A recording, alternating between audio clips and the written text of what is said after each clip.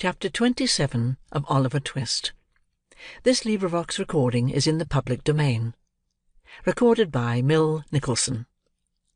Oliver Twist, by Charles Dickens. Chapter 27.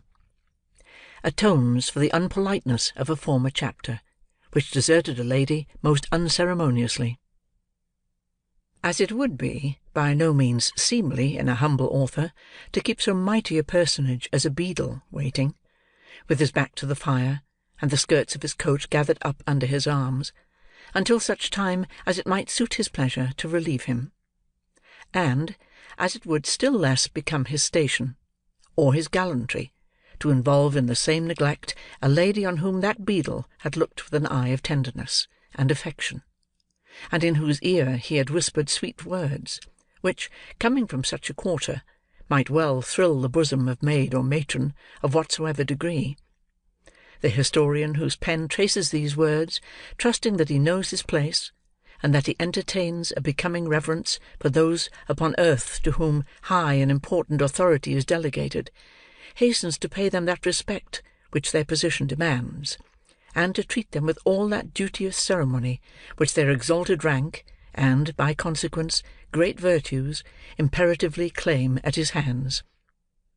Towards this end, indeed, he had purposed to introduce, in this place, a dissertation touching the divine right of beadles, and elucidative of the position that a beadle can do no wrong, which could not fail to have been both pleasurable and profitable to the right-minded reader, but which he is unfortunately compelled, by want of time and space, to postpone to some more convenient and fitting opportunity, on the arrival of which he will be prepared to show that a beadle properly constituted, that is to say, a parochial beadle, attached to a parochial workhouse, and attending in his official capacity the parochial church, is, in right and virtue of his office, possessed of all the excellences and best qualities of humanity; and that to none of those excellences can mere company's beadles, or court of law beadles, or even chapel of ease beadles, save the last, and they in a very lowly and inferior degree, lay the remotest sustainable claim. Mr. Bumble had recounted the teaspoons, reweighed the sugar tongs, made a closer inspection of the milk pot, and ascertained to a nicety the exact condition of the furniture, down to the very horsehair seats of the chairs, and had repeated each process full half a dozen times, before he began to think that it was time for Mrs. Corney to return. Thinking begets thinking. As there were no sounds of Mrs. Corney's approach, it occurred to Mr. Bumble that it would be an innocent and virtuous way of spending the time, if he were further to allay his curiosity by a cursory glance at the interior of Mrs. Corney's chest of drawers. Having listened at the keyhole, to assure himself that nobody was approaching the chamber, Mr. Bumble, beginning at the bottom, proceeded to make himself acquainted with the contents of the 3 long drawers, which, being filled with various garments of good fashion and texture, carefully preserved between 2 layers of old newspapers, speckled with dried lavender, seemed to yield him exceeding satisfaction. Arriving in course of time at the right-hand corner drawer, in which was the key, and beholding therein a small padlocked box, which, being shaken, gave forth a pleasant sound, as if of the chinking of coin, Mr. Bumble returned with a stately walk to the fireplace, and, resuming his old attitude, said, with a grave and determined air, "I'll do it." He followed up this remarkable declaration by shaking his head in a waggish manner for 10 minutes, as though he were remonstrating with himself for being such a pleasant dog; and then he took a view of his legs in profile with much seeming pleasure and interest.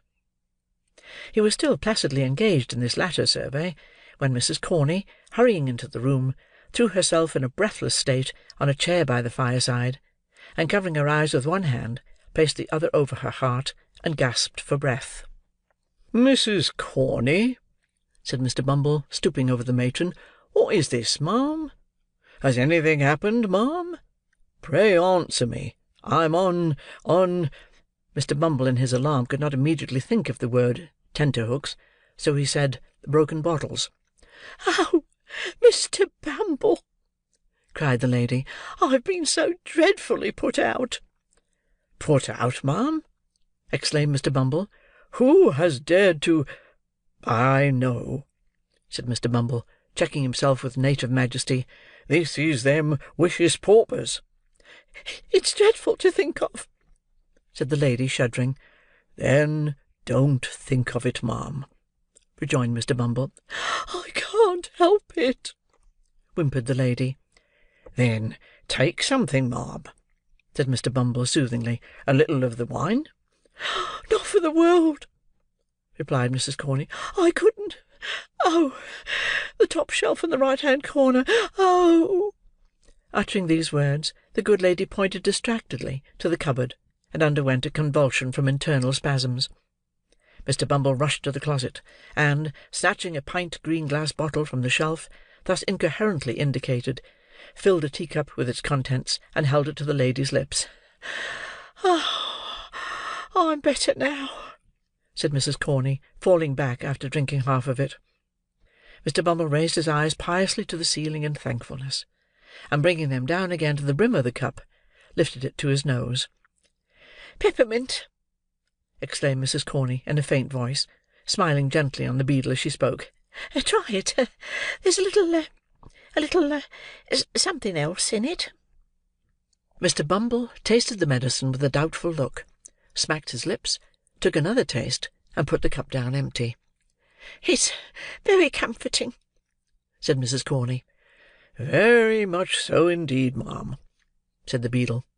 As he spoke, he drew a chair beside the matron, and tenderly inquired what had happened to distress her. "Nothing," replied Mrs. Corney. "I'm a foolish, excitable, weak creetur."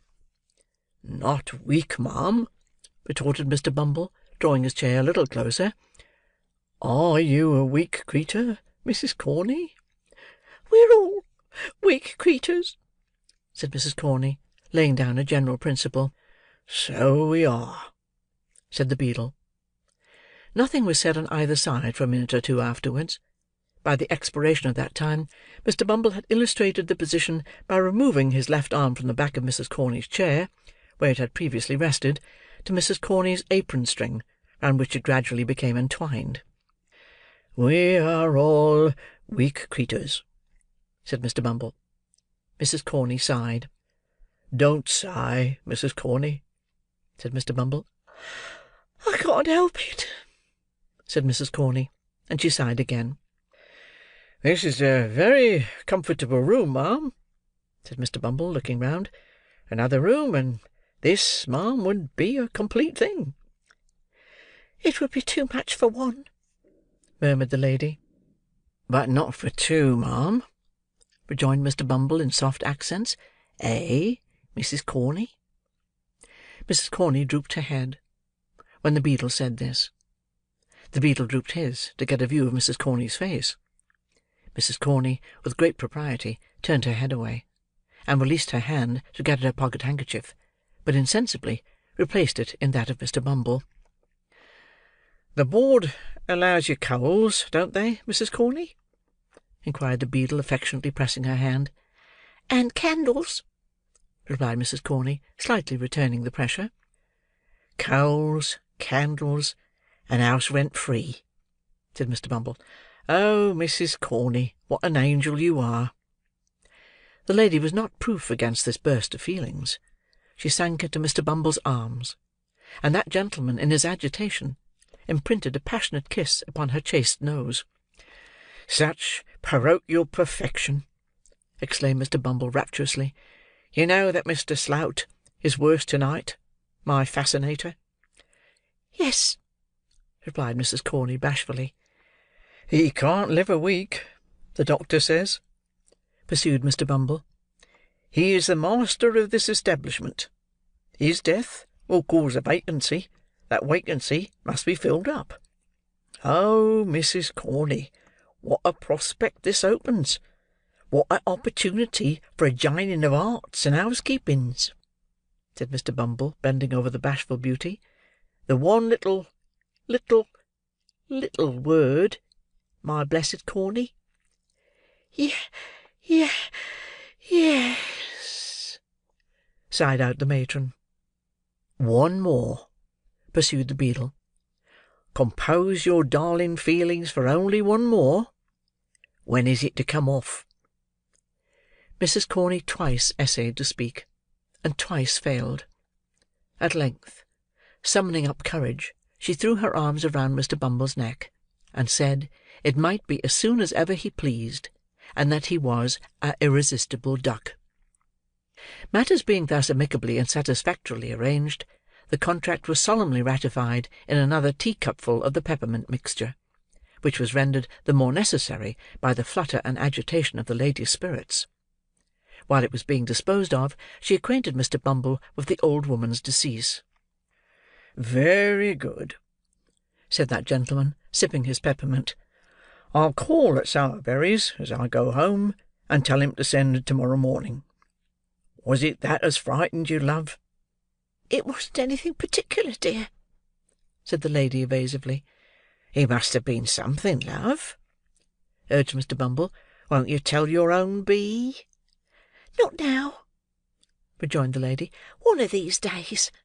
After we're married, dear." "After we're married!" exclaimed Mr. Bumble. "It wasn't any impudence from any of them male paupers as—" "No, no, love," interposed the lady hastily. "If I thought it was," continued Mr. Bumble, "if I thought as any one of 'em had dared to lift his vulgar eyes to that lovely countenance—" "They wouldn't have dared to do it, love," responded the lady. "They had better not," said Mr. Bumble, clenching his fist. "Let me see any man, porochial or extra-porochial, as would presume to do it, and I can tell him that he wouldn't do it a second time." Unembellished by any violence of gesticulation, this might have seemed no very high compliment to the lady's charms; but, as Mr. Bumble accompanied the threat with many warlike gestures, she was much touched with this proof of his devotion, and protested, with great admiration, that he was indeed a dove. The dove then turned up his coat-collar, and put on his cocked hat, and having exchanged a long and affectionate embrace with his future partner, once again braved the cold wind of the night, merely pausing for a few minutes in the male paupers' ward to abuse them a little, with the view of satisfying himself that he could fill the office of workhouse master with needful acerbity. Assured of his qualifications, Mr. Bumble left the building with a light heart, and bright visions of his future promotion, which served to occupy his mind until he reached the shop of the undertaker. Now Mr. and Mrs. Sowerberry having gone out to tea and supper, and Noah Claypole not being at any time disposed to take upon himself a greater amount of physical exertion than is necessary to a convenient performance of the two functions of eating and drinking, the shop was not closed, although it was past the usual hour of shutting up.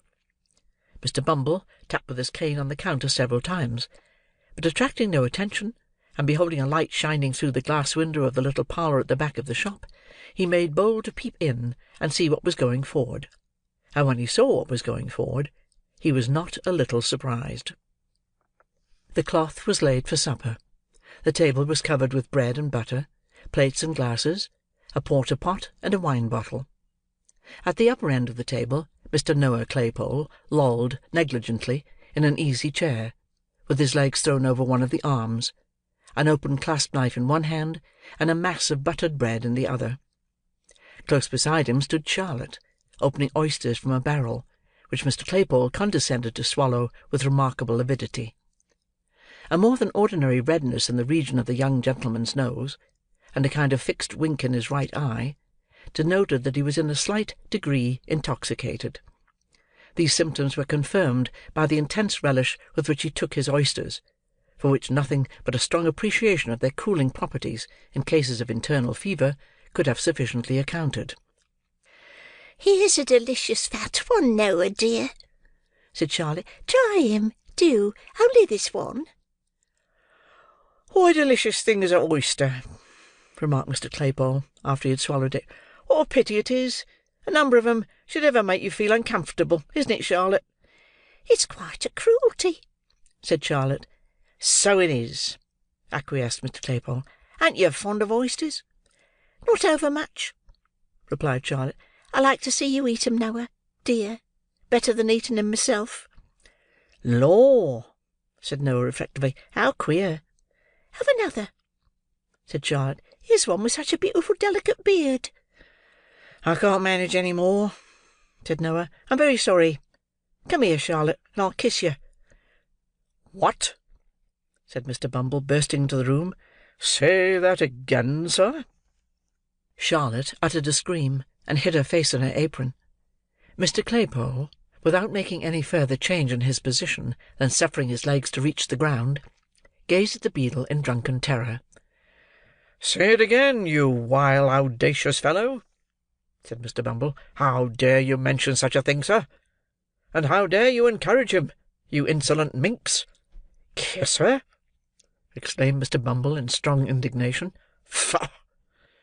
I didn't mean to do it," said Noah, blubbering. "She's always a-kissing of me, whether I like it or not." "Oh, Noah!" cried Charlotte reproachfully. "You are. You know you are," retorted Noah. "She's always a-doing of it, Mr. Bumble, sir. She chucks me under the chin, please, sir, and makes all manner of love." "Silence!" cried Mr. Bumble sternly. "Take yourself downstairs, ma'am. Noah, you shut up the shop. Say another word till your master comes home at your peril; and when he does come home, tell him that Mr. Bumble said he was to send a old woman's shell after breakfast to-morrow morning. Do you hear, sir?" "Kiss him!" cried Mr. Bumble, holding up his hands. "The sin and wickedness of the lower orders in this parochial district is frightful. If Parliament don't take their abominable courses under consideration, this country's ruined, and the character of the peasantry gone for ever." With these words, the beadle strode with a lofty and gloomy air from the undertaker's premises. And now that we have accompanied him so far on his road home, and have made all necessary preparations for the old woman's funeral, let us set on foot a few inquiries after young Oliver Twist, and ascertain whether he be still lying in the ditch where Toby Crackit left him. Chapter 27